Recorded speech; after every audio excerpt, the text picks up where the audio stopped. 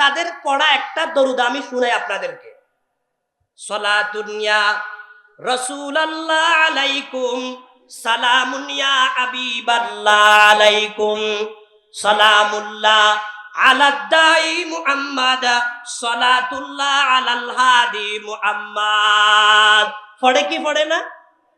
যে এই মাত্র আমি যেই ছন্দটা পড়ছি এটা দরুদ শরীফ না। বলেন না এটা কি নয়? এটা দরুদ না। এটা কি? তারা বানায় একটা ছন্দ বানাইছে, আসলে এটা কি নয়? দরুদ নয়। আবার দেখা যায় তারা পড়ে আল্লাহুম্মা সাল্লি আলা সাইয়্যিদিনা মুহাম্মদ, হায়রে নাবিয়ানা শাফিয়ানা মাওলানা মুহাম্মদ, আল্লাহুম্মা সাল্লি আলা। আমি আপনাদের কাছে জানতে চাই, যেই ছন্দটা আমি মিলাই এই মুহূর্তে পড়ছি এটাকেও তারা দরুদ বলে।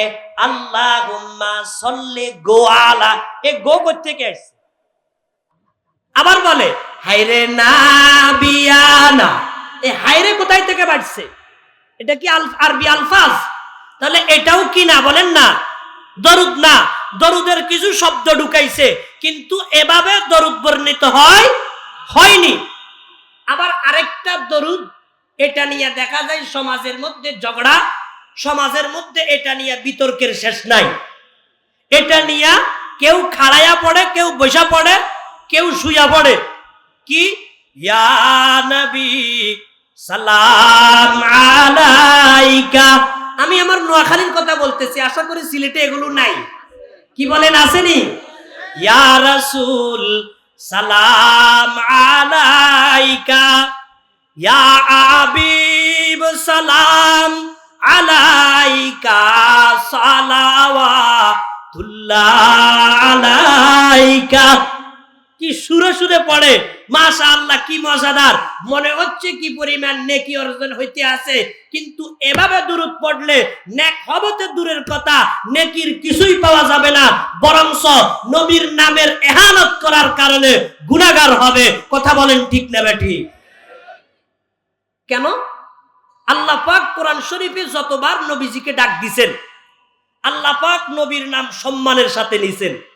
যেমন আল্লাহ নবীরে ডাক দিচ্ছেন, ইয়া আইয়ুহান নাবিয়্যু ইন্না আরসালনাকা শাহিদা ওয়া মুবাশশিরান ওয়া নাযীরা ওয়া দাঈয়ান ইলাল্লাহি বিইযনিহি ওয়া সিরাজাম মুনীরা। আল্লাহ পাক নবীজিকে ডাক দিচ্ছেন, ইয়া আইয়ুহাল মুযাম্মিল, ইয়া আইয়ুহাল মুদ্দাথির, ইয়া আইয়ুহার রাসূল কুলু মিনাত তাইয়্যিবাতি ওয়া আমালু সালিহা। আল্লাহ পাক নবীজিকে ডাক দেওয়ার ক্ষেত্রে একটা আদব আর সম্মান রক্ষা করেছেন। কিন্তু তোমরা নবীজিকে ডাক দিতেছো ইয়া নবী সালাম আলাইকা, ইয়া নবী সালাম আলাইকা। এইভাবে নবীজিকে ডাকা কোরআনেও কোথাও নাই, হাদিসেও কোথাও নাই। সাহাবায়ে কেরাম নবীজিকে ডাক দিতেন ইয়া নবী আল্লাহ, ইয়া রাসূল আল্লাহ বলে। তোমরা সেটাও অবলম্বন করতেছো না, তোমরা বলো ইয়া নবী সালাম আলাইকা।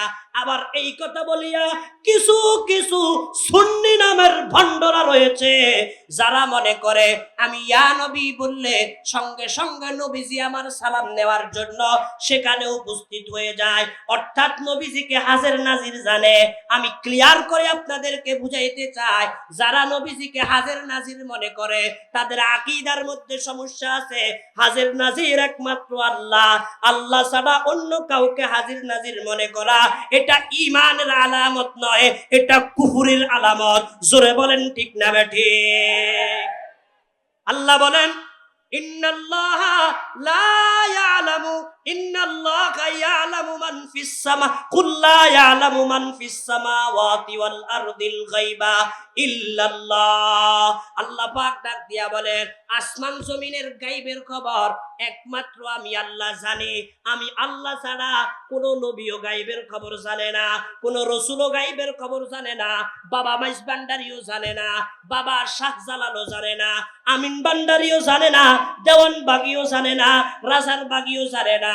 গায়বের খবর রাখেন একমাত্র কে? জোরে বলেন না কে? আল্লাহ পাক ছাড়া গায়বের মালিক কেউ নয়। যারা নবীজিকে গায়বের মালিক বলিয়া নবীজির সম্মান বাড়াইতে চায়, এরা নবীজির সম্মান বাড়াচ্ছে না, এরা নবীর সাথে প্রতারণার ষড়যন্ত্র করতেছে। জোরে বলেন ঠিক কিনা? আমার ভাইয়েরা, তাহলে ইয়া নবী সালাম আলাইকা এটাও দরুদ না? তাহলে দরুদ কি? আমি আপনাদেরকে দরুদের কয়েকটা শব্দ শোনাই।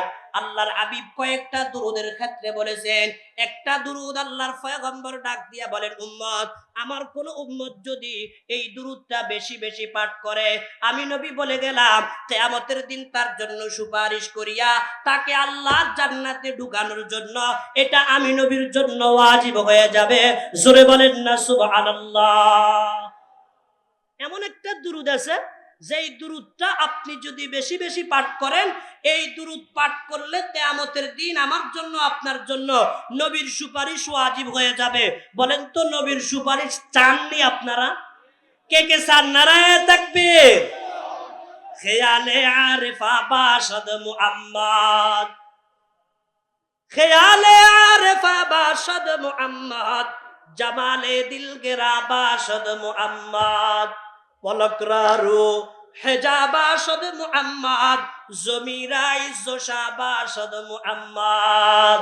মুসলমান ভাইয়েরা, নবীর মোহাব্বত দিলের মধ্যে থাকলে নবীর উপরে বেশি বেশি দরুদ পড়া যায়।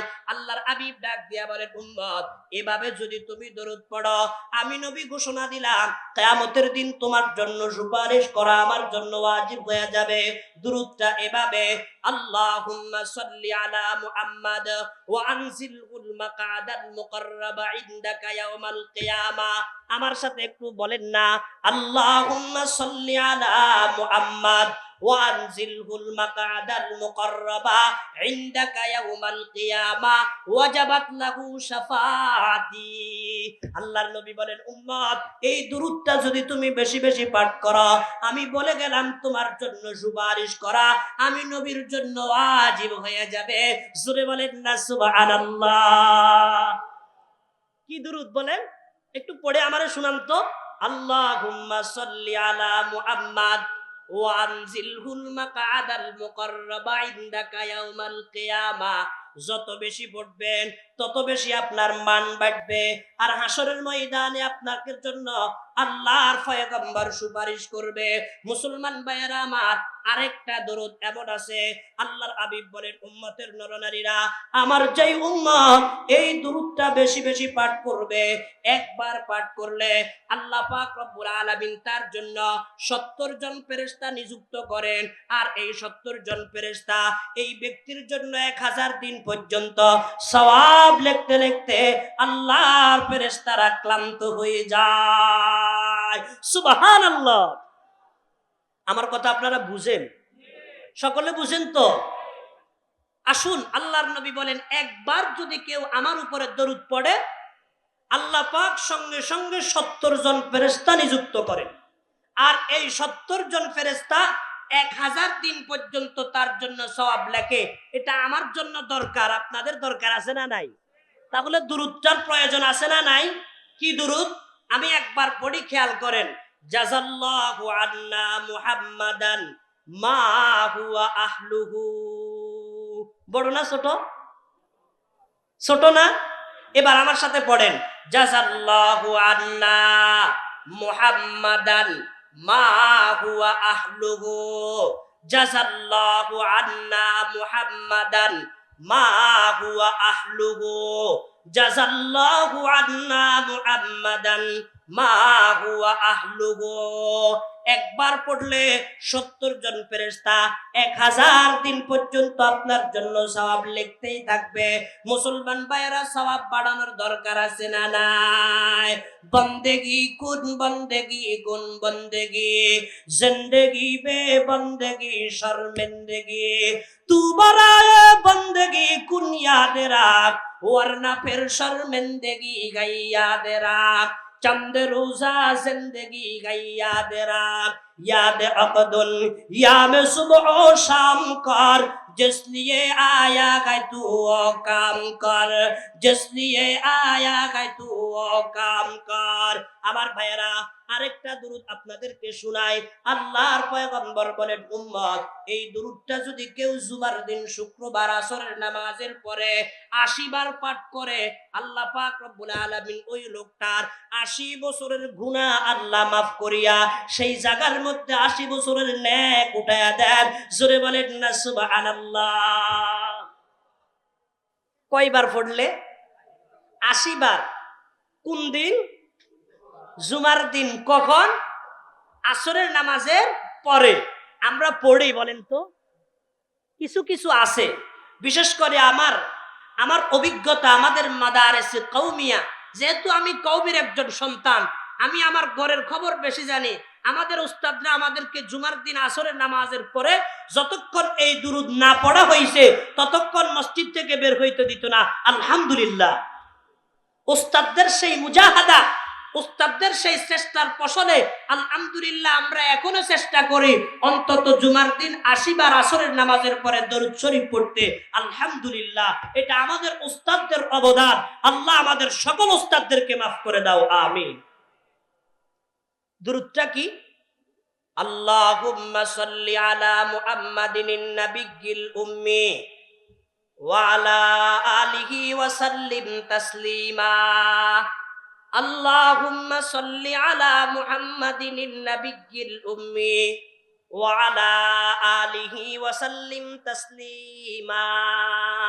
বলেন না, আল্লাহুম্মা সাল্লি আলা মুহাম্মাদিন নাবিয়্যিল উম্মি ওয়া আলা আলিহি ওয়া সাল্লিম তাসলিমা। আল্লাহুম্মা সাল্লি আলা মুহাম্মাদিন নাবিয়্যিল উম্মি ওয়া আলা আলিহি ওয়া সাল্লিম তাসলিমা। কি ভাই, দরকার আছে না নাই? মুসলমান ভাইরা আমার, আল্লাহর পয়গম্বরের জন্য ডাক দিয়া বলেন, উম্মত রে, যত বেশি পারো তুমি আমার উপরে দরুদ পড়ো। যদি দোয়া করো, দোয়ার আগে এবং পরে আমার উপরে আমার উপরে দরুদ পড়ো। যেই দোয়ার আগেও দরুদ থাকবে, পরেও দরুদ থাকবে, ওই দোয়াটা নিশ্চিত আল্লাহ কবুল করে নেন। জোরে বলেন না সুবহানাল্লাহ। আমার মুসলমান ভাইয়েরা, এই কারণে আল্লাহর পয়গম্বরের প্রিয় সাহাবী হযরতে উবাই ইবনে কাব রাদিয়াল্লাহু তাআলা আনহু একদিন আল্লাহর নবীর কাছে আসিয়া বলেন, ইয়া নবী, আল্লাহ নবী গো, আমি আপনারে ভালোবাসি। সুবহানাল্লাহ। কি বাসি? ভালোবাসি। আমাদের দেশেও ভালোবাসার কিছু লোক আছে না নাই? কেমন ভালোবাসা? চুলের দিকে তাকাইলে দেখা যায় ভন্ডের মধ্যে 1 নম্বর, আছে না নাই? দাড়ির দিকে তাকাইলে দেখা যায় সম্পূর্ণ ইহুদি নাসারার দালাল। কথা বলেন, আছে না নাই? জামার দিকে তাকাইলে, পায়জামার দিকে তাকাইলে, চেহারা সুরতের দিকে তাকাইলে মনে হয় না সে মুসলমান, দেখতে দেখা যায় একটা গাঞ্জাখোরের মতো। এরপরেও বলে আমি নবীর আশিক, কারণ 12ই রবিউল আউয়ালে জিলাপি নিয়া কাড়াকাড়ি করে আর কাম্বাকাম্বি করে। এমন কিছু ভণ্ড আশিকে রাসূল আমাদের নোয়াখালীতে দেখি। আপনাদের সিলেটের কি হালত বলেন, আসেনি?